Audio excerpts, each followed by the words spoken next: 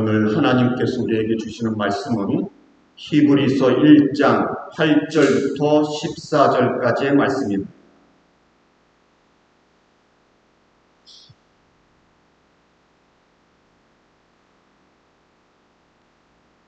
히브리서 1장 8절부터 14절까지의 말씀 한 절씩 교독하시겠습니다. 아들에 관하여는 하나님이여 주의 보좌가 영영하며 주의 나라의 홀은 공평한 홀이니이다. 나를 사랑하고 법을 더불어 하나님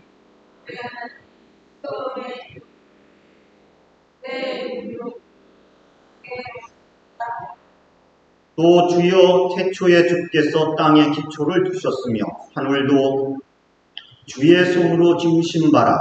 그것들을 멸망하시나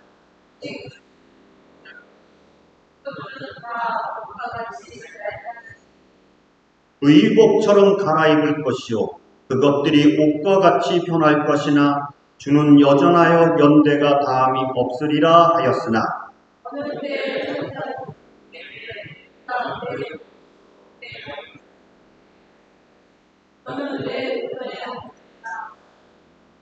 모든 천사들은 부리는 영으로서 구원 얻을 후사들을 위하여 성리라고 보내심이 아니뇨. 아멘. 굉장히 더운 날입니다. 시원하게 있어야 되는데요. 오늘 이 말씀이 여러분들 심령에 시원한 말씀이 되기를 바랍니다. 어느 교회의 창문에 이런 글을 써붙인 교회가 있답니다. 사람은 하나님을 담은 그릇, 이렇게 써붙였답니다. 좋은 말이죠. 사람이 사람다우려면 하나님을 담아야지 된다는 뜻이라고 이렇게 생각이 되어집니다. 그러면 하나님을 담지 않으면, 하나님을 이렇게 넣지 않으면 사람의 마음에는 무엇이 들어있다는 뜻일까요? 여러분, 이게 사람을 볼 때 사람이 마치 중립적인, 내가 이렇게 중립적으로 있어서 내가 원하면 하나님을 담기도 하고, 내 마음의 그릇에 내가 원하면 부처님을 담기도 하고, 내가 원하면 돈을 담기도 하고, 이렇게 된다고들 생각들을 합니다. 여러분, 사실 정말 그럴까요? 우리 기독교에서도 그렇게 말을 하죠. 하나님을 담으라고요. 그런데 여러분들 정말 하나님을 담으실 수 있었던가요? 가만히 생각해 보십시오. 자기 능력으로 하나님을 자기 마음에 담는다? 이거 쉬운 일이 아닙니다. 가능한 일이 아니라고 하는 거죠.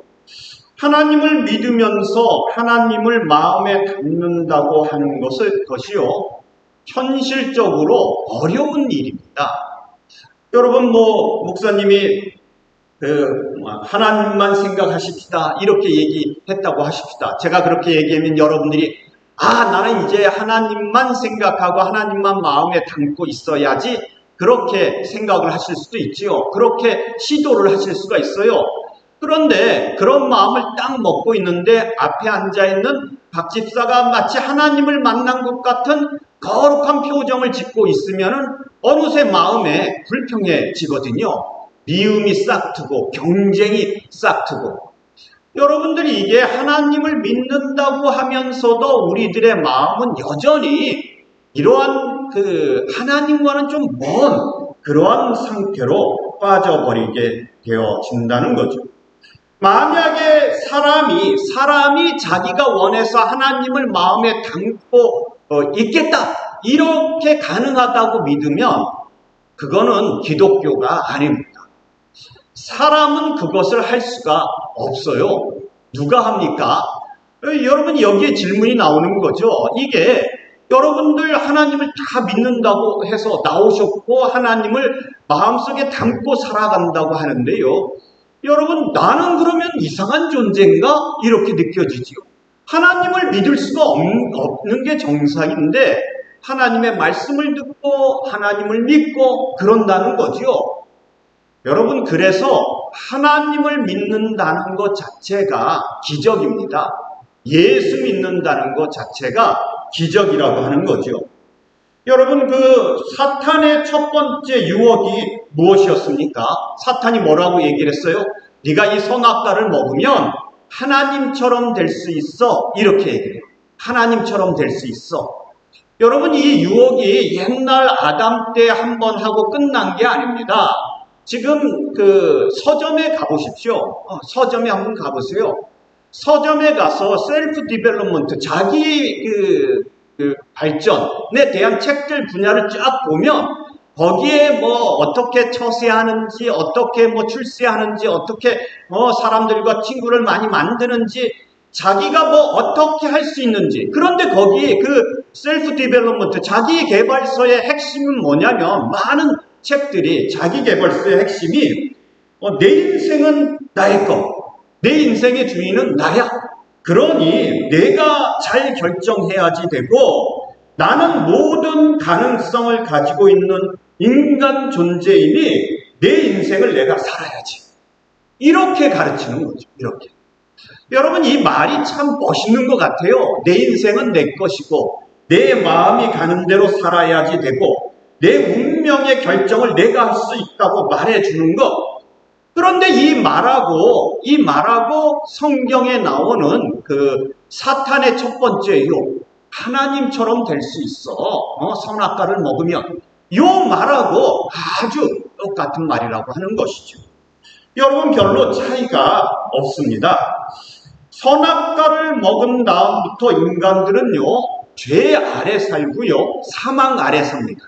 그래서 자기가 뭔가를 할 수 있다고 생각을 하면서 살아요. 자기가 뭔가를 할 수 있다고 생각을 하면서 삽니다. 요즘 그 서울대 학생들의 빌려가는 책 1위, 세계적인 베스트셀러, 그런 책이 있답니다. 총균세, 이런 책입니다. 총균세.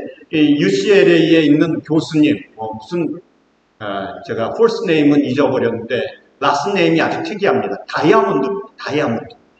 근데 이분이 쓴 책의 총균세, 이런 건데, 이 주제는 뭐냐면요, 어떻게 백인들이, 유럽 사람들이 그 많은 물자를 만들어내고 잘 살게 되었는가?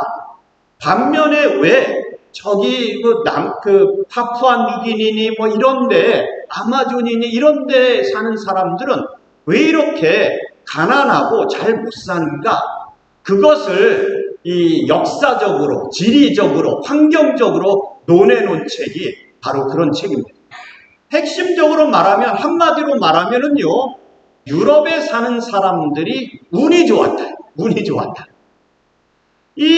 그 유럽 상황 속에 저기 파푸아 뉴기니에 있는 사람들을 가져다 놓아도 그들이 잘 살 수 있을 것이며, 유럽 사람들을 저 파푸아 뉴기니에 갖다 놓으면 그렇게 못 살게 될 것이라고 그렇게 얘기를 하는 거죠.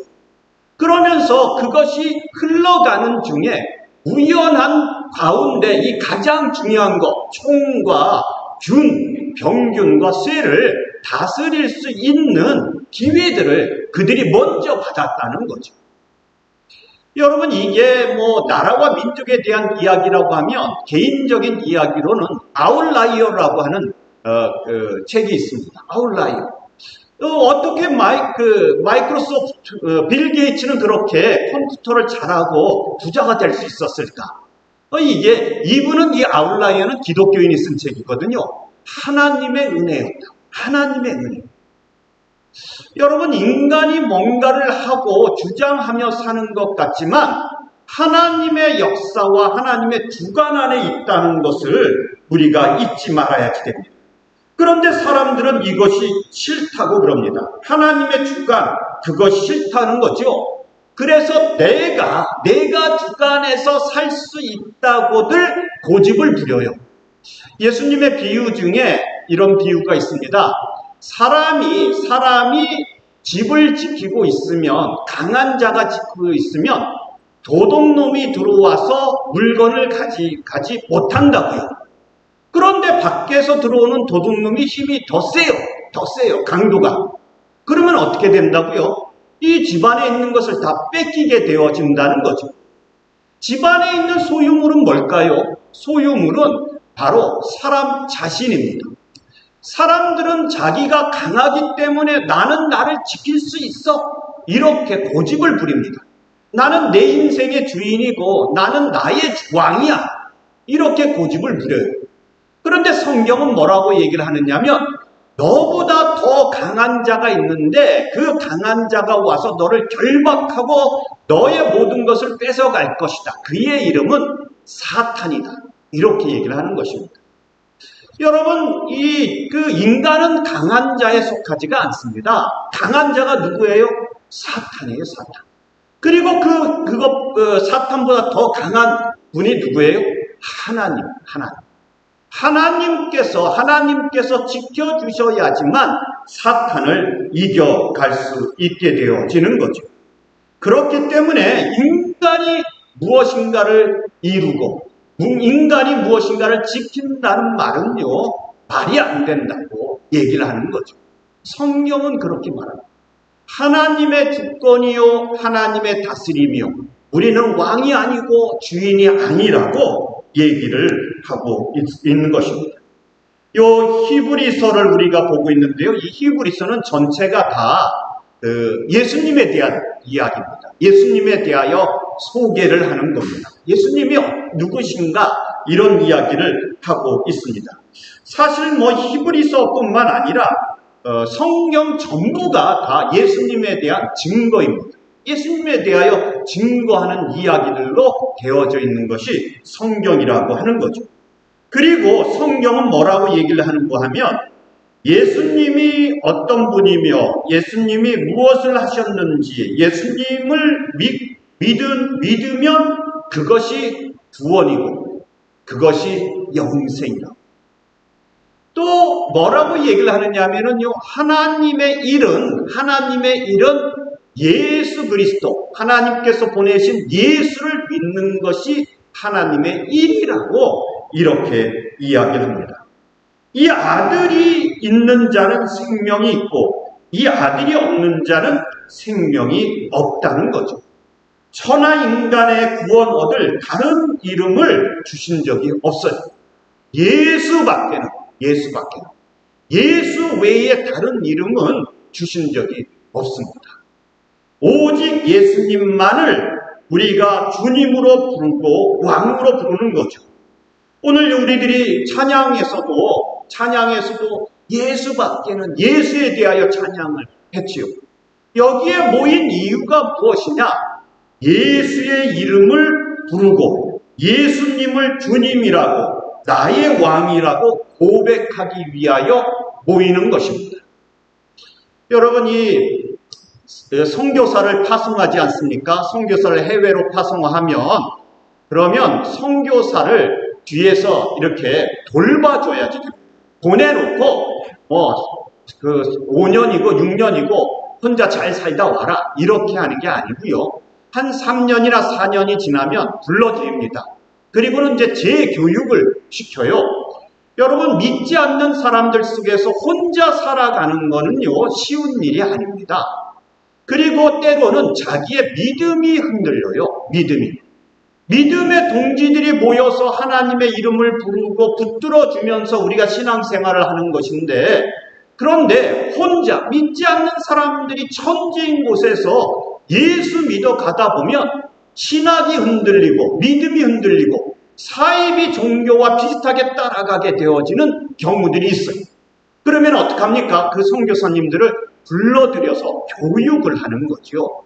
이 선교사님들이 쉬운 게 아니라는 거죠. 여러분, 이러한 교육들을 하고 그럴 때에 중요한 게 뭐냐면 예수가 누구신지를 가르치는 겁니다. 여러분들도 마찬가지입니다. 여러분들이 6일 동안 살아가시는 세상은요, 하나님이 왕이 아니라 내가 왕이고 내가 주인이고 내가 결정하고 내 인생이고 내 마음대로고, 그렇게 살아가도록 가르치고 인도하는 세상에서 사셨습니다. 그리고 교회에 이렇게 들어오시잖아요. 주일날 오시면 교회의 메시지, 교회의 찬양, 기도의 모든 것은 나는 왕이 아니고 나는 주인이 아니고 하나님이 주인이고 하나님이 왕이시며 하나님만이 찬양받아야 된다, 이렇게 가르치는 거죠. 여러분 6월에 성경 말씀 보시면 어떤 마음 드시나요? 제가 이제 이렇게 매월에 매달에 첫 번째 주보를 만들 때에 거기에 이달의 성경 말씀을 뽑는데 올해는 제가 복에 대한 말씀으로 쭉 뽑아왔습니다. 그런데 5월 마지막 5월 말에 이제 6월 첫 번째 달 그 주보를 만들면서 복에 대한 말씀을 쭉 뽑았습니다. 한 열 몇 개를 쭉 뽑아서 그 중에 이제 쭉 읽어가면서 이 교인들에게 교우들에게 은혜가 되고 힘이 되고 좋은 말씀이 뭐가 있을까 이렇게 골라가는 중에 베드로전서 3장 29절 이 말씀이 3장 9절 말씀이 딱 걸린 거예요. 이 말씀이 뭐라고 되어져 있습니까? 악을 악으로 욕을 욕으로 갚지 말고 도리어 복을 빌라 이를 위하여 너희가 부르심을 입었다. 이렇게 써 있거든요. 제가 이 말씀을 딱 읽는 순간 마음에 꽉 부담이 왔어요. 이거 참 불편한 말씀이구만 이런 생각이 들었습니다. 그래서 제가 이거는 제껴놓고 평안하고 행복하고 기쁘고 그런 말씀 중에 하나를 뽑았습니다. 그리고는 이제 그거를 주보에 넣었어요. 그리고는 이렇게 딱 읽어보면서 잘 뽑았다고 생각을 하는데 이 말씀이 계속 베드로전서 3장 9절 말씀이 생각나면서 무슨 생각이 나냐면 내가 내 마음에 평안하고 좋은 말씀만 뽑고 있으면 내가 왕이지 내가 주인이지 이런 생각이 드는 겁니다. 말씀이 나를 인도하는 게 아니라 내가 말씀을 편집하고 고르고 그러고 있는 거죠. 여러분 그래서 제가 부담이 되고 불편한 이 하나님의 말씀이 이것이 오늘 6월 달에 우리에게 주시는 말씀이 아닐까? 그래서 다시 돌아갔습니다.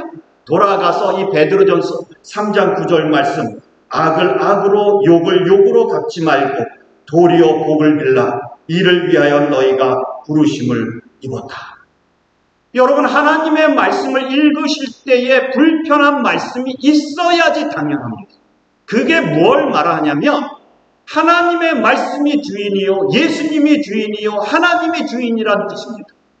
그런데 말씀을 읽으면서 불편한 건 다 제거해버리고 내가 기분 좋은 거 내 이 말씀을 읽으면서 김 집사에게 들려줬으면 딱 좋겠다. 우리 그 아내에게 남편에게 우리 자녀들에게 들려줬으면 좋겠다. 우리 목사님한테 들려줬으면 좋겠다. 여러분 이래 가면서 읽으면은 그거는 하나님의 말씀이 아니라 자기 기분이죠. 자기 기분. 말씀이 나를 불편하게 하고 말씀이 나를 인도하고 말씀이 내 부족한 부분들을 깨뜨려서 그것을 없애주고 이런 역사를 체험해 가야지 되는 거죠. 여러분 우리가 교회에 와서 주님 주님 주여 주여 그렇게 부르지요. 그런데요 가만히 보십시오. 이 목사가 주여 주여 하는 것하고 김 집사님 이 집사님이 주여 주여 하는 것하고 결혼을 조금 있다 앞둔 사람이 주여 주여 하는 것하고 사정들이 다 다릅니다.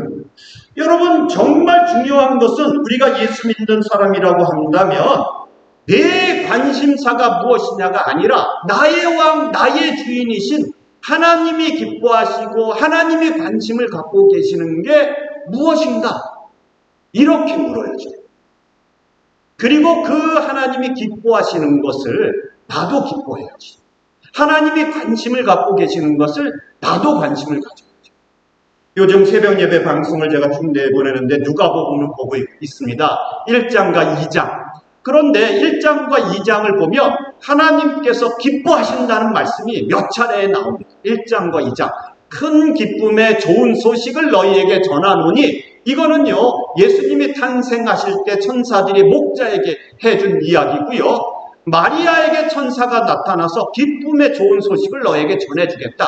이런 이야기들을 합니다. 하나님께서는 기쁜 소식이지요. 천사들이 보기에도 기쁜 소식이지요. 그러나 그 소식을 듣고 있는 마리아는 하늘이 무너지는 소식입니다. 기뻐할 수가 없어요. 처녀가 잉태하여 아들을 낳으리니.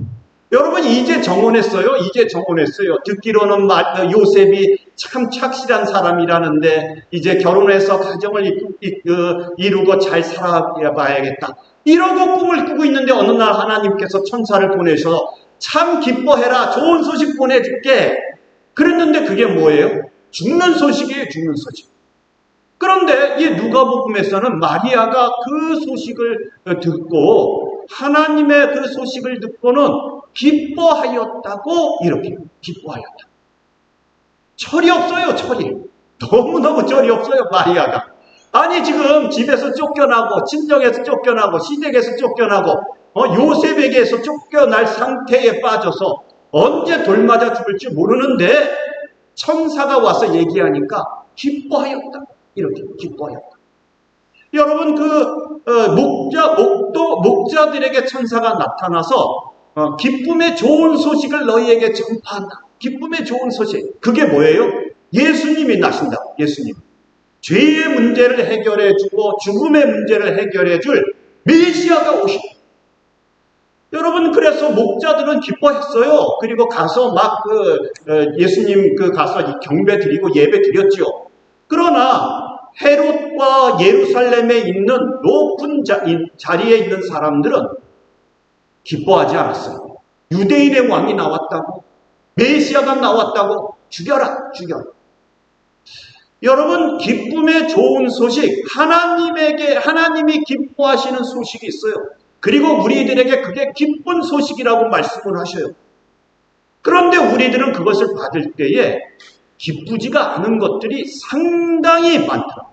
상당히 많아요. 또 반대로 나는 기쁘고 좋아요. 그런데 나는 기쁘고 좋은데 목사님의 설교를 들으면 성경을 읽으면 장로님들과의 성경 공부에서 말씀을 가만히 보면 그거 기뻐하면 안 되는 거더라고요. 이런 경우들이 있죠. 여러분 이 누가복음 1장과 2장에는 계속해서 이 기쁘다는 말하고 무슨 말이 나오냐면 성령이란 말이 나와요. 성령이 임하시면 성령을 받은 자들은 하나님이 기뻐하시는 일들을 자기도 기뻐할 줄 알게 되어집니다. 신앙생활에 신앙이 성장한다, 자란다. 여러분 어떻게 하시나요? 신앙이 자라나는 것은요, 내가 점점 하나님이 기뻐하시는 것을 나도 기뻐하게 되어지는 그러한 상태로 들어가는 것을 말합니다. 하나님이 기뻐하시고 하나님이 관심을 두고 계시는 것, 그것을 나도 기뻐하고 그것을 나도 관심 두고 있는 것을 말하는 것이죠. 여러분, 하나님이 기뻐하시는 것이 무엇일까요? 하나님께서 관심을 가지고 계시는 것은요, 하나님의 아들입니다. 아들. 하나님의 독생자 아들을 두고 관심을 가지고 계세요. 히브리서는 그래서 시작하면서부터 아들이 어떤 역할을 하는지, 말씀이고 또 선지자고 제사장이고, 그리고 오늘 본문에서는 모세보다도 다윗보다도 누구보다도 뛰어난 분이시고 더 좋은 분이시고, 그리고 마지막으로 예수는 왕이시다. 예수는 왕이시다. 이렇게 말씀을 주고 있는 겁니다. 예수님은 하나님에 의하여 왕의 자리에 앉으셔서 이 세상을 영원히 다스리도록 되어져 있는 분이십니다. 예수님은 그 왕의 호를 가지고 다스리시는데 인간들하고는 다르게 공평하게 그리고 정의롭게 다스리십니다. 예수님은 우리들을 다스리시면서 공의의 나라, 하나님의 소망의 나라로 인도하시고 그리고 우리들에게 평강을 주시는 다스림을 주시는 그러한 왕이십니다. 여러분, 이러한 하나님, 이러한 왕이신 예수님에 대하여 소개를 하고 있습니다. 그러면서 이 왕이신 예수님을 받아들이라고 히브리서가 권면을 하고 있는 거죠. 그런데 히브리서 1장 10절과 12절 말씀을 보면 하나님께서 지으신 땅과 하늘을 멸망시킨다고 이렇게 얘기합니다. 멸망시킨다. 여러분, 우리 그 기독교의 역사가는 태초에 하나님이 천지를 창조하시니라 이렇게 시작을 합니다. In the beginning. 이렇게 시작이 있어요.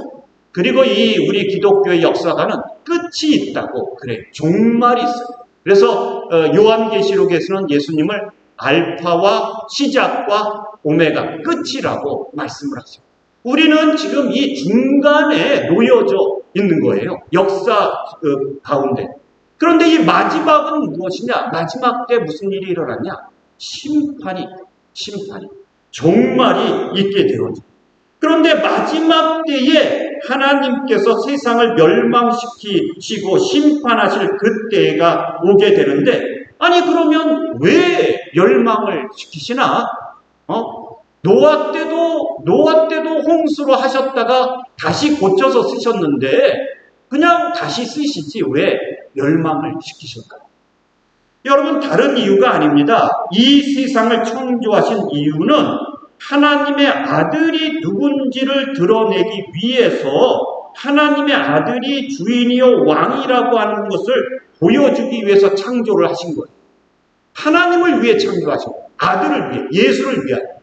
그런데 예수가 아니라 사람들이 왕노릇을 하고, 사람들이 자기네가 주인인 척해요. 그래서 심판을 하시는 거죠.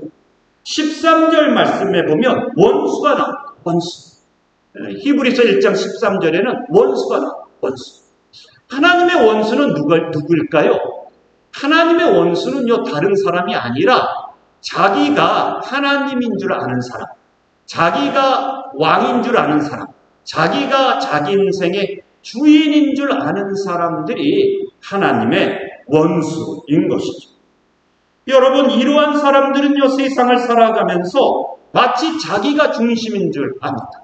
그래서 교회도 나를 위하여, 가정도 나를 위하여, 남편도 나를 위하여, 아내도 나를 위하여, 엄마도 나를 위하여, 형도 나를 위하여, 모든 것이 나를 위하여 존재한다고 생각합니다. 여러분, 이게 유치하게 어린애들만의 이야기가 아니고 어른들도 그런 사람들이 있어요. 참 유치하게. 나아가면 뭐라 그래요? 하나님도 나를 위해서 존재를 해요. 그래서 나한테 좋은 것을 주시고 내가 듣기 좋은 말씀을 해주시면 좋은 목사님, 좋은 하나님이에요. 그러나 나를 불편하게 하고 나를 힘들게 하면 나쁜 하나님, 나쁜 목사님, 나쁜 분이. 여러분, 이 예수를 믿는 게 아니라 자기를 믿는. 이러한 사람을 뭐라고 얘기를 했느냐면은 하나님의 원수라고 이렇게 이야기를 하고 있는 것이죠. 이러한 사람들이 하나님의 아들 예수님이 세상에 오셨을 때에 이 아들을 죽이면 이 세상이 우리의 것이 되지 않을까 해서 십자가에 못 박아 죽였다고 성경은 말하고 있는 것이죠. 여러분들이 세상을 살아가면서 내가 나의 주인이요 세상의 중심이라고 생각되어지는 순간 여러분들은 하나님의 원수가 되어지는 것이죠. 이러한 세상에 대하여 하나님께서 진노하시고 멸망시키신다고 얘기를 하고 있는 것입니다. 이러한 심판을 받을 때에 살아남는 것과 죽는 것의 기준이 뭘까요? 예수 믿는, 그것이 기준이 되어지는 거죠. 하나님의 아들 예수를 믿는 것이 영생입니다. 하나님의 아들 예수를 믿지 않으면 심판을 받습니다. 오늘 우리들이 이 예수를 믿느냐 믿지 않느냐 가장 중요한 선택 앞에 놓여져 있는 거죠. 예수를 믿으면 하나님의 나라에서 하나님과 함께 찬양을 부르고 하나님과 함께 머물며 살아가게 되어지는 것이죠. 오늘 여러분들이 이 예수를 믿기를 바랍니다. 여러분들이 살아갈 때에 자신에게 초점을 맞추지 마시고 하나님께서 기뻐하시는 하나님의 아들 예수에게 초점을 맞추시기 바랍니다. 여러분들의 소원에 초점을 맞추지 마시고 하나님의 소원이 무엇인지를 찾고 그 소원에 초점을 맞추며 살아가는 여러분들이 다 되시기를 바랍니다. 다 같이 기도드리시겠습니다.